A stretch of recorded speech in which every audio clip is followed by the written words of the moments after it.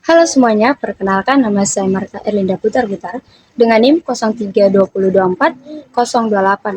Saya merupakan mahasiswi dari Sekolah Tinggi Ilmu Kesehatan Santai Elizabeth Medan. Video kali ini untuk memenuhi tugas dari mata kuliah keperawatan anak sehat sakit.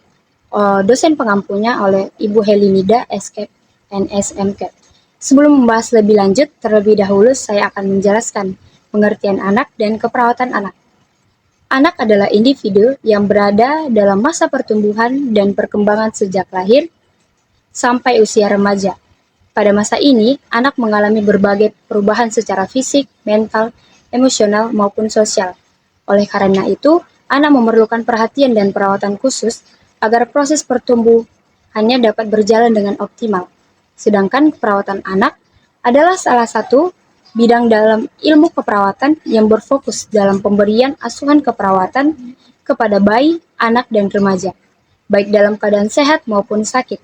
Keperawatan anak tidak hanya berfokus pada penyembuhan penyakit, tetapi juga memperhatikan pertumbuhan, perkembangan, serta kesejahteraan anak secara menyeluruh, termasuk melibatkan keluarga dalam proses perawatan. Selanjutnya, saya akan menjelaskan bagaimana pengetahuan dan kesanggupan perawat dalam melakukan asuhan keperawatan anak yang berlandaskan ketuhanan yang Maha Esa. Sebagai seorang perawat, kita tidak hanya dituntut memiliki pengetahuan dan keterampilan dalam merawat pasien, tetapi juga harus memiliki nilai moral dan spiritual yang baik.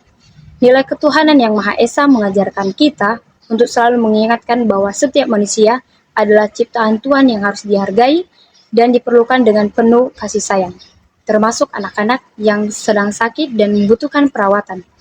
Dalam keperawatan anak, pengetahuan perawat sangat penting.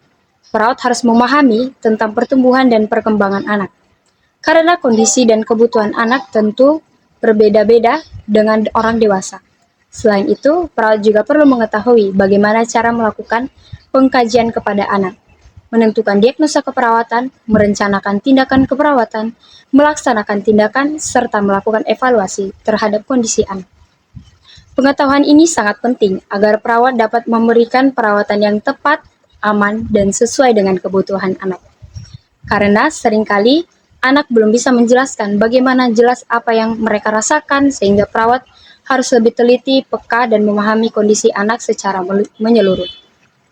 Selain pengetahuan, kesanggupan atau kemampuan perawat juga sangat dibutuhkan dalam melakukan asuhan keperawatan anak. Anak biasanya merasa takut, cemas, tidak nyaman di rumah sakit.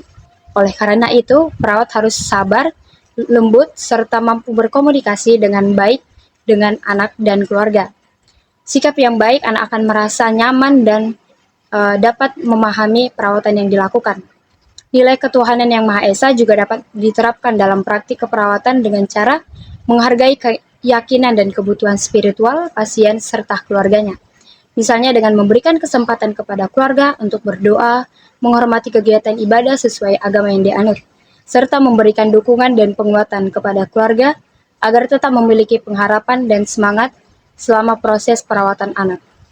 Selain itu, sebagai perawat kita juga harus bekerja dengan penuh tanggung jawab, jujur dan tulus dalam memberikan pelayanan. Kita perlu menyadari bahwa merawat pasien, terutama anak-anak yang sedang sakit, bukan hanya sekedar pekerjaan, tetapi juga merupakan pengabdian kepada sesama manusia dan juga kepada Tuhan. Dalam memberikan asuhan keperawatan anak, perawat juga perlu bekerja sama dengan keluarga. Keluarga memiliki peran yang sangat penting dalam proses penyembuhan anak.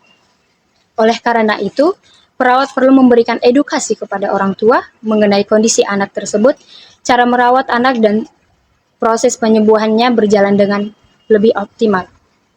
Sebagai kesimpulannya, pengetahuan dan kesanggupan perawat dalam melakukan asuhan keperawatan anak harus didukung oleh nilai-nilai ketuhanan yang Maha Esa. Dengan demikian, perawat tidak hanya memberikan perawatan secara profesional, tetapi juga dengan penuh kasih sayang, empati, dan kepedulian terhadap pasien. Baiklah, sekian dari penjelasan saya.